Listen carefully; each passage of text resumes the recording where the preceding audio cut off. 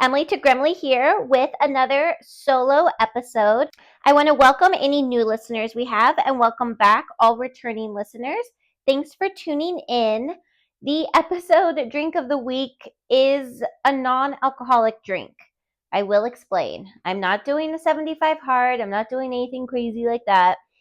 I just recently, yesterday, got back from Vegas for the weekend and we had a lot of fun. We drank a lot of drinks, and I am just feeling not my best. I feel like look, Vegas is like a 4 hour drive from Los Angeles, where I live. It's not like we were traveling far and I was jet lagged or anything like that, but I feel jet lagged and I don't feel hungover. I just feel kind of like, like I don't know, just I need to feel better soon. I was going to make myself a drink for today, and then I was like, you know what? Like, my body needs a reset. So this is a drink that I make myself all the time when I feel like I need to do like a reset. When I've been, drinking a lot or just like out celebrating something, I always like to come back home and have this specific drink because it really just like flushes out your entire system and just like cleanses your liver and your kidneys, which is what I think I need right now because I'm sure my organs are in there being pickled and they just needed a breath of fresh air. So in like this really big like jar dispenser thing that I have, I always put like a gallon of water in there and then brew a big pot of water and make a detox tea, a ginger tea, and a dandelion tea. I do 2 tea bags of each. Brew that, let that steep for a while, and then pour that in the gallon of water. And then I add fresh lemon juice and cranberry juice. And it just helps me feel a little bit better. I call it my refresher drink. I don't remember why I call it that because it's refreshing. I don't know. I saw this on TikTok from somebody, I don't know how long ago. It was a long time ago, like ages ago, because I was making this like I want to say like 5 years ago. I've been making it since, and it really helps my body reset. It makes you pee a lot. So just be aware if you do make this, which I suggest anyone does, even if they're not trying to do like a body reset, just, it just helps you feel better, but it will constantly keep you running to the bathroom to go pee-pees. So stay nearby a toilet. Don't do it. Don't drink it like when you're on a road trip or like coming back from Vegas or driving to Vegas because there's not a ton of rest stops along the way. Also, I said it takes 4 hours to go to and from Vegas if you're driving. That is technically somewhat true, but when we left here on Friday, it took us 7 hours to get to Vegas, and it was the longest drive of my entire life. It was terrible. So just if you're going to go to Vegas, plan ahead and have this refresher drink waiting for you when you get back because I'm telling you, it really does make you feel better. I've been drinking this like all day just to like get my body back to feeling better. And I mean, it's slowly working, but I'm just tired from the weekend. I like slept very little. So hopefully this will work. I'm sure tomorrow I'll be completely fine.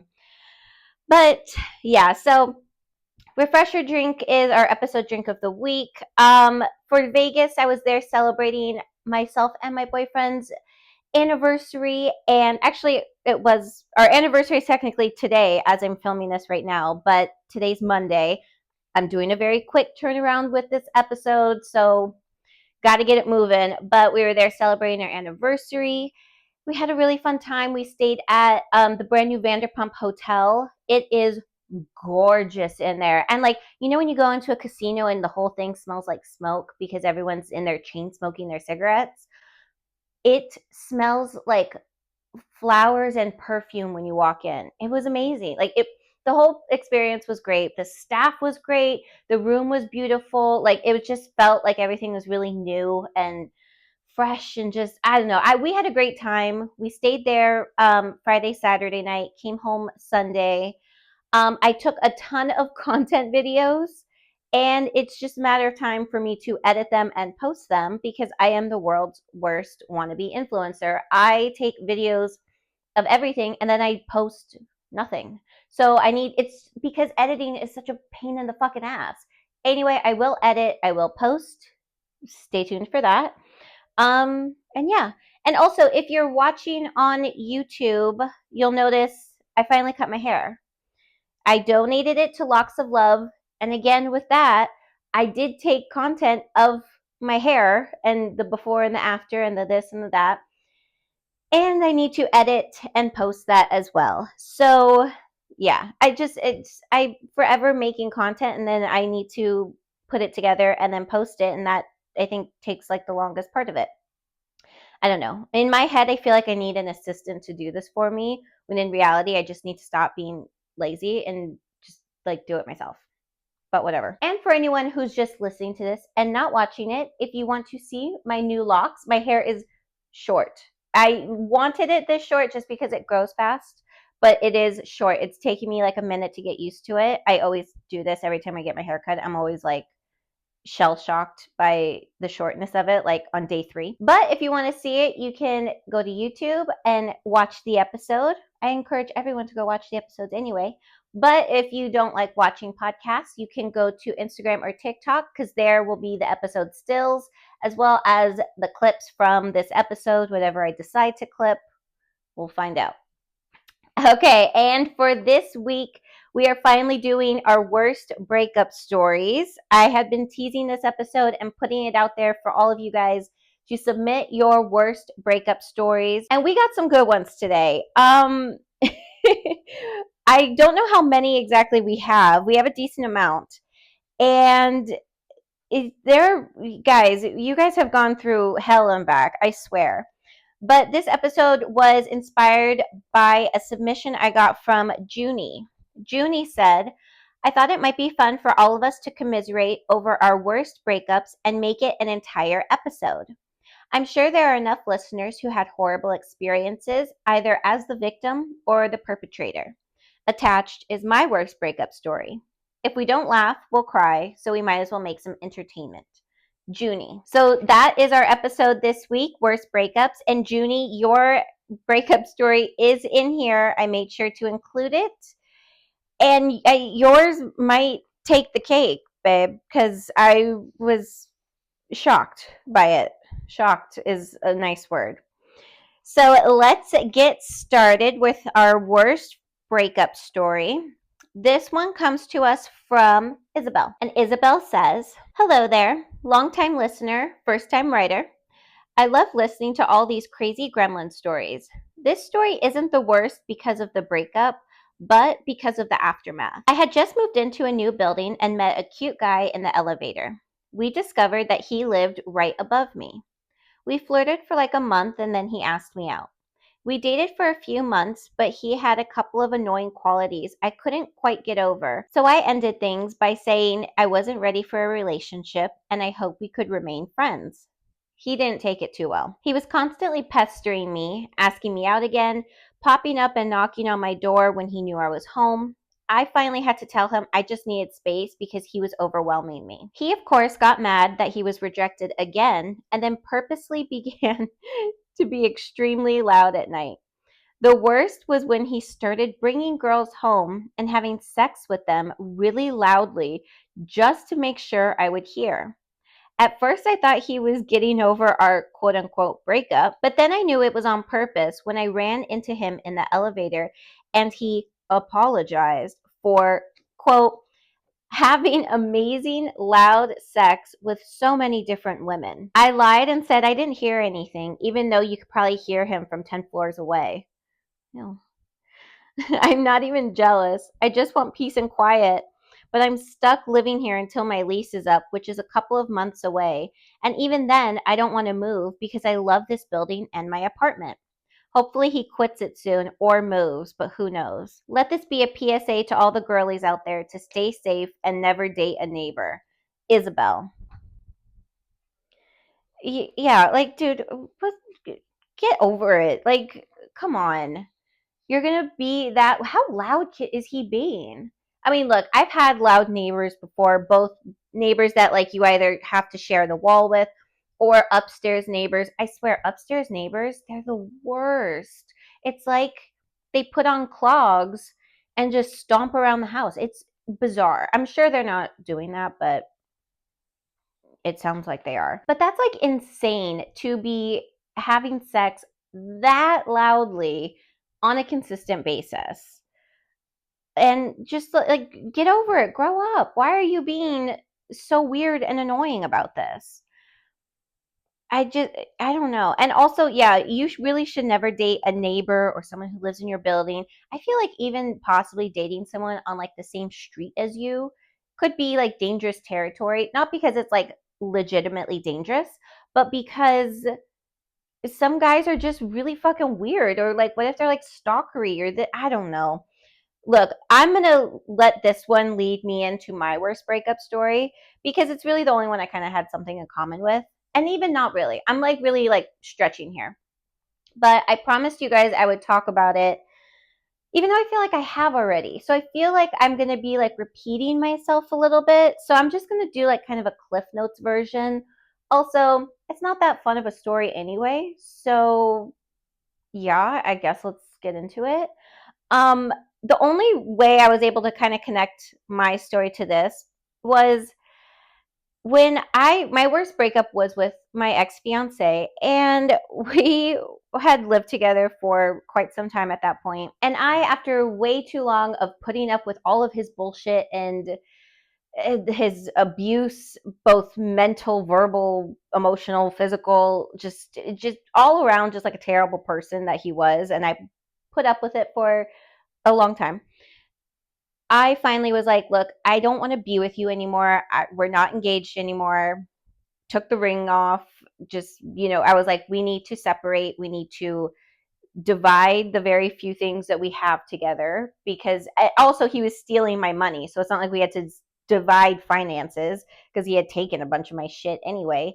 That's a story for a different day, I guess. But anyway, I told him he had to move out because he couldn't afford the place on his own. At that point, when I broke up with him, he did not have a job. The more I talk about this out loud, the more stupid I sound. But whatever, we live and we learn. Yeah, he had no money. He was stealing my money. He didn't have a job. And he was just being like a total mooch and a leech. And I told him he had to leave. And he was like, but I don't have a place to go. And I'm like, well, technically, you could find a place to go. And also, you're not my problem anymore. This is where my cutthroatness and separation and what others perceive as coldness kind of comes in handy, because I really didn't allow him to make me feel bad over him, quote unquote, not having a place to go, even though he did, but whatever. But he really dragged his feet, and I couldn't get rid of him. I couldn't get him to move out. We broke up, I don't even know when. It was like, let's say early 2018. This bastard didn't leave until Halloween of 2018. So this was like months and months of us living together, but not being together. And this was a 1-bedroom apartment.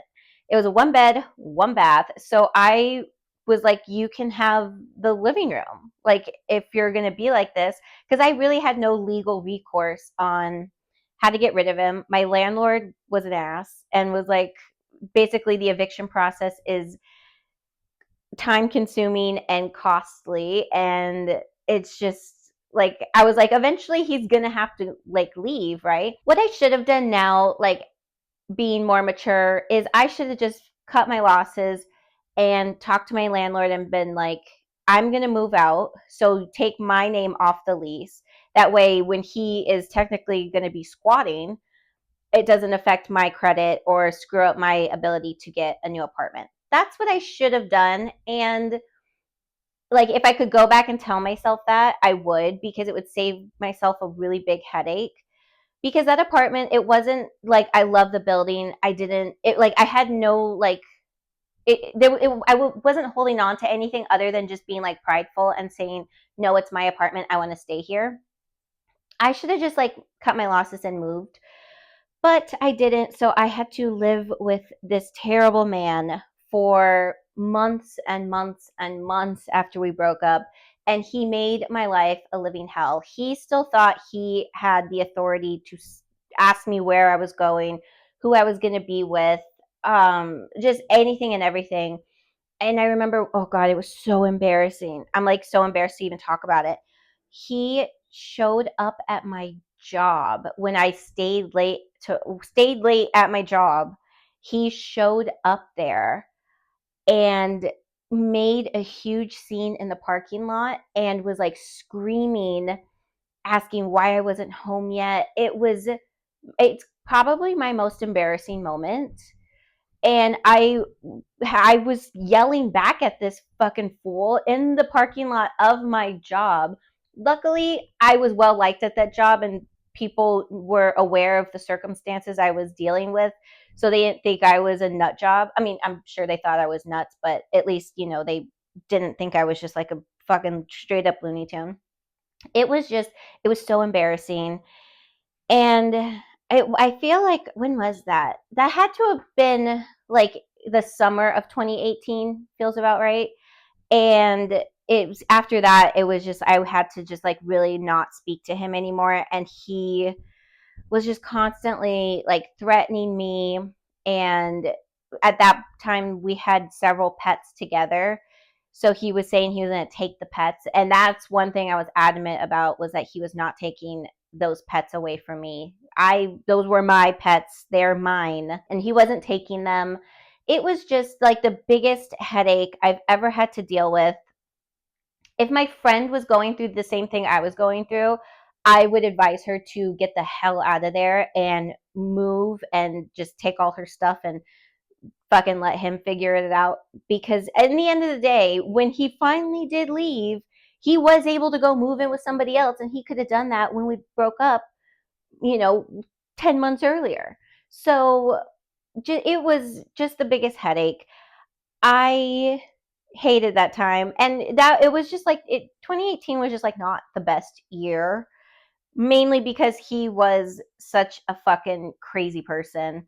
And even like the reason why I broke up with him was because he was just so mentally unwell from his own choosing. And I decided that I needed to choose myself over him, because I had been, taking care of him and catering to his ridiculous needs for way too long. And I just decided that I choose myself. I choose to love myself more than taking care of this guy who's making all the wrong choices in his life and then crying about how his life is terrible. Like, if you got a grip and figured it out and were an adult, and he was older than me, so I don't understand why I was the mature one in the relationship.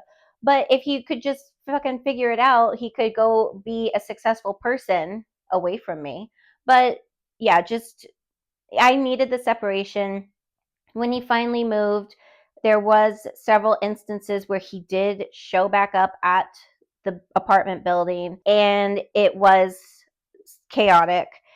But luckily, he's been out of my life for many years now. I completely cut all contact with him, so hopefully this doesn't get out there and get to him. I don't know. I'm worried that by talking about it, I'm bringing the energy back into my universe, and I don't want that. So I reject all negative energy from this. Like, I don't wish him well. I don't wish him bad. I just wish him to be as far away from me as possible, now and forevermore. So, universe, please listen to me, and let's keep him away, keep him in the distance. And for all these other breakup stories as well, I hope they all stay super far away from you, because having to deal with an ex is not fun at all. And that can transition us into our next worst breakup story. This one comes to us from Latoya. Latoya says, every time Valentine's Day comes around, I'm always reminded of my worst breakup. It's so unfortunate too, because I loved the holiday. Every year, my ex-husband would always send me a huge bouquet of lilies, my favorite flower, for any special day, my birthday or anniversary, Valentine's Day, etc. This particular Valentine's Day, I received a huge bouquet of sunflowers. I thought there might have been a mistake, but when I checked the card, it was in my husband's handwriting, but it was addressed to a different woman. And the card said, "For lighting up my life in ways I never knew were possible." I asked him to meet me at home because I wanted to give him a special thank you for my flowers. He definitely thought he was going to get afternoon sex. He waltzed in the door, but as soon as he saw me standing next to the sunflower bouquet, I saw his soul leave his body. He quickly tried to explain that the florist must have made a mistake, but when I showed him the card with his handwriting, he knew he was screwed. Then came the apologies, the begging, the tears. I didn't care. I packed him a suitcase and told him to stay at his girlfriend's house. Turns out he couldn't do that either. She never knew he was married, and when she received my bouquet of lilies, she dumped his ass too. It was an extremely difficult divorce, but luckily I've been able to put it in the past, but Valentine's Day is still ruined for me. LaToya. Girl, on top of the fact that he was a dickhole for cheating on you, he has to put the cheesiest line I've ever read in my life: "For lighting up my life in ways I never knew were possible." Blow my brains out. Ew. And you know that had to do with the fact that sunflowers are sunny too. Ugh, good God. I don't let it ruin Valentine's Day for you, LaToya, because you're gonna find somebody new who's gonna make you forget all about your asshole ex-husband and those sunflowers. I also love that the other girl dumped him as well, because good on her. I'm glad she was in the dark and didn't take his sorry ass into her house and he felt like he, was still winning in life. I'm glad his entire world crashed. Okay, the next submission is from Anna. Anna says, "Oh my God. My worst breakup was with this whiny guy who was literally sobbing in the restaurant when I told him I thought we'd be better off as friends. We had dated for like 2 months, and while we were out to dinner, he was inviting me on his family's summer vacation to Jamaica. I told him I didn't think it was a good idea because I saw him more as a friend. You would have thought I told him his whole family had been murdered. He dissolved into this whiny, soppy puddle and was sobbing, asking, 'Why?' Half of the restaurant looked over concerned, and the other half was making evil eyes at me because I obviously did something horrible to this guy to make him cry. I was so embarrassed. I quickly threw some money on the table to cover my part of the bill and ran the hell out of there. Anna." Good Lord. Oh my God. The sobbing? And you dated for 2 months, and this guy was hooked. I don't know what you did to him, Anna. Not that I'm victim blaming, but good God, what's his deal? He needs a fucking Xanax or something. I don't even know. 2 months and already you're gonna vacation with him and his family to a foreign country? Hell no. All right. The next one is anonymous. And we are going to give Anonymous some grace because when I read this, I was like, heavens to Betsy. But she does take some accountability. So let's give her some grace while we read this story. Anonymous says, "So this breakup was 100% caused by me, but please cut me some slack. This was before I was medicated and I was extremely unstable. I'm going to change the names to protect the innocent. I was dating this guy, John, for about 6 months. I became overly attached to him, even though he was sending me all the signals that he wasn't serious about me. I was also acting a little wild and clingy, and when he was trying to slow things down between us, he made the mistake of telling me I was acting crazy. You can never tell a crazy person they are crazy. So I took that to heart and figured if he thought I was crazy, I would show him crazy. I began stalking his family on Facebook and Instagram. I found his sister, Sarah. I figured out where she bartended and decided to go in. I didn't really have a plan. I thought maybe I'd become friends with her and weasel my way back into his life. But she began flirting with me, and I'm a bi queen, so I saw my opening and took it. We started hooking up on a regular basis. I eventually took a very casual but intentional picture with her where we were kissing and laughing. I posted on my story and she copied the post as well. Of course, her brother sees it on her profile and he flips out. He blew up her phone asking why she was kissing me, and I played dumb, acting like I had no idea they were related. But later, everything came to light about what I did, and they both blocked me. It was a wake up call, though, that I needed help, so I began therapy. My baggage can't affect everyone around me, and my manipulative ways were extremely harmful and hurtful. Anonymous. Yikes. Yes. Okay, Anonymous, I'm very glad you saw the error in your ways because what would have like what if she didn't flirt with you? Were you just going to become like besties with her and then hopefully get invited on a family trip to Jamaica? Like what were you going to do? I don't want to know. Actually, I don't want to know.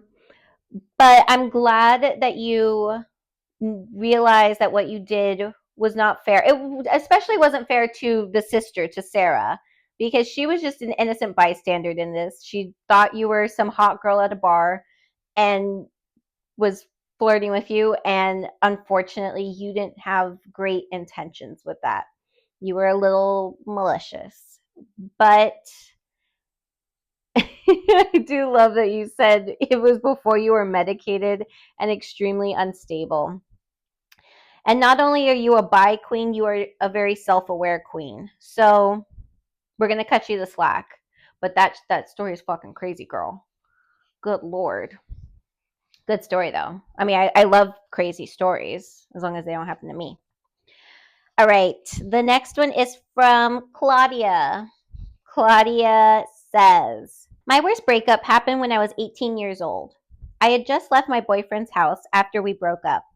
I went to pick up the couple of things I had left at his parents' house before he was going to move away.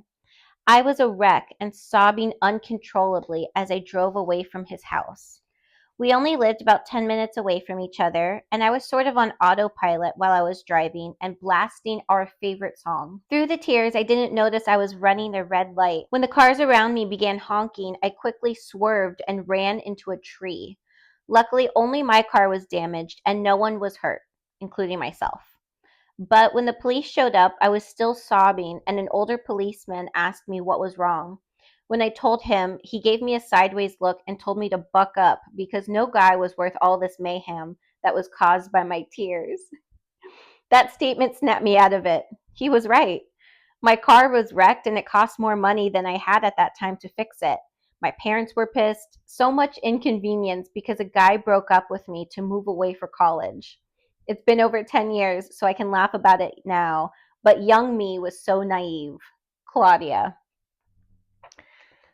You know, though, when you're 18, you really feel every emotion so heavily. Like it feels like it's the biggest feeling you'll ever have in this entire world. It's really it's weird how that works out. Like I could look back on, how I acted about certain things when I was, 16, 17, 18, even 19. I don't know. It probably the way I acted yesterday was probably stupid. But I'm just saying, like when you're younger, you just feel like everything is just such a big deal and like it's the end of your world or it's the end of this.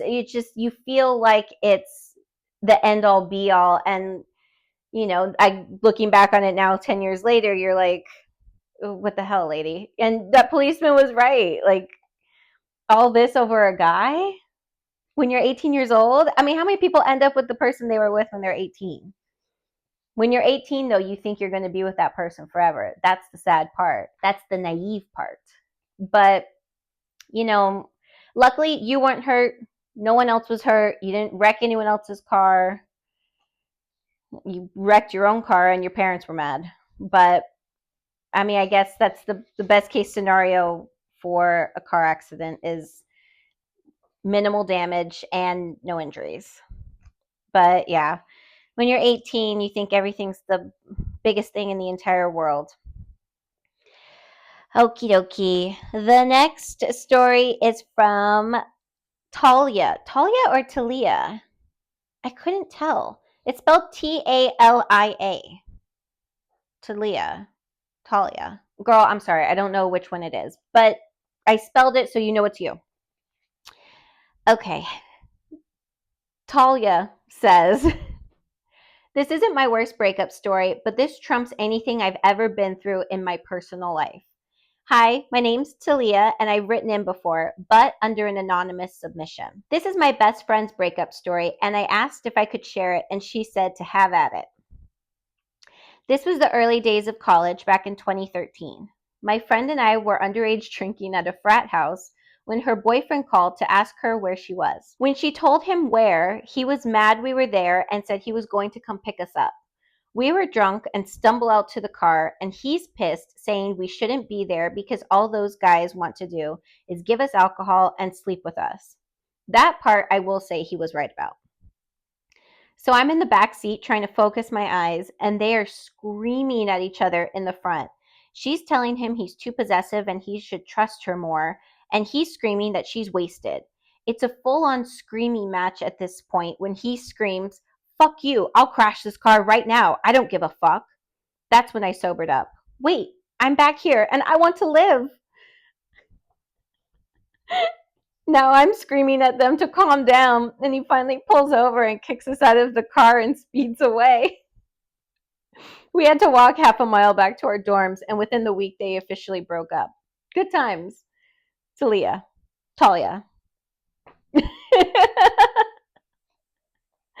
Oh my god. That's the worst though, when you witness a couple break up and you're just sitting there like, this is so awkward. But the fact he said, "I'll crash this car," and you had a moment of clarity where you decided you didn't want to die just yet. That is funny. And all that about your safety and this and that, and getting on his high horse. And then he just kicks you out of the car and you're still a half mile away from your destination. Like, okay, you didn't care about the safety all that much. You cared more about the fact that she possibly could have cheated on you that night. But according to this story, she didn't. So, like, come on, man. Like, get it together.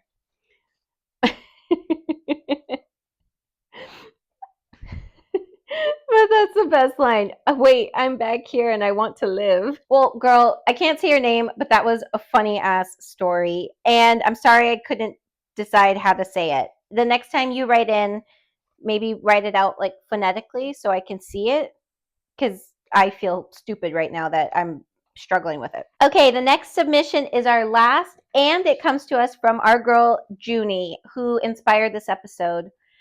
This one might be my favorite because it's so unhinged.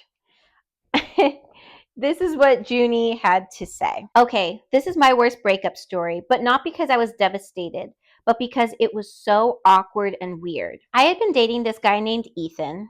Yeah, that's right, I'm naming him, and he's lucky I don't write his last name as well. Anyway, I had been dating Ethan for about a year.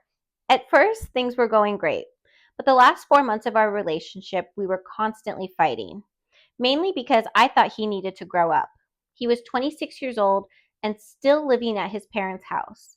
When he would spend the night at my place, he would always call his mommy to let her know where he was, who he was with, and what time he would be home the next day. It was a bit much. We had just gotten into a fight about the same old thing, and I was about to leave for 4 days on a company retreat, so I told him I could talk when we got back. He decided to invite me out to dinner a couple of nights later and told me what restaurant to meet him at. When I get there, he's already at the table and we begin to have small talk. It's awkward and forced. It's ending. I can feel it. We order drinks and start talking about our relationship and how it's not working out. He says he doesn't think he can be with someone that is trying to change who he is and is jealous of his relationship with his family. I'm just sipping my martini, staring at him with my judgmental eyes. He then starts acting shifty and looking past me. I turn around, and seated at a table behind me and diagonal from us is his fucking mother. She gives me a nasty look and nods towards her son. When I ask him why she's there, he says, "For support." I couldn't help myself and I started laughing and told him this entire thing was such a joke and pathetic. He immediately became defensive and said he felt sorry that I didn't have love in my life. And then his mother rushed to the table to collect her son. He jumped up and they walked out together with her arm wrapped around his shoulders and him cowering into her like he was just rescued from the Titanic. I just stared after them in shock and disbelief, and then I had to pay the check this motherfucker stuck me with. What a loser. Junie. Come on. That is ridiculous. Also, the Titanic reference, top notch. But like I can picture it too. He jumped up and she just like wrapped him in her arms as if she like put a blanket over his shoulder, and then like they scurried away. What, like, cut the cord, guys. What is up? I feel like I'm getting more and more submissions by the day of the mama's boys. What's happening? What's going on? Are there a lot of daddy's girls out there that are doing weird shit like this? Like, what's happening? Maybe that could be a new thing. Let's send in the mama's boys and the daddy's girls weird submissions. In honor of the fact that Father's Day just passed, we could talk about that. If you guys have those kind of stories, send those in, because what's up? I I'm at a loss for words. I don't get it. Like, I don't even know. I'm trying to figure out what to say. This is ridiculous. Like, the constant checking in with his mother is just like, that's red flag number one. And then he still lives with his mom. I'm assuming, well, you said parent, so he still lives at his parent house, but it's just like, do you not want to be a grown up and have independence? Or like, is his plan to just live there forever and like find someone who's okay with it and then move that person in and they like live together with his parents?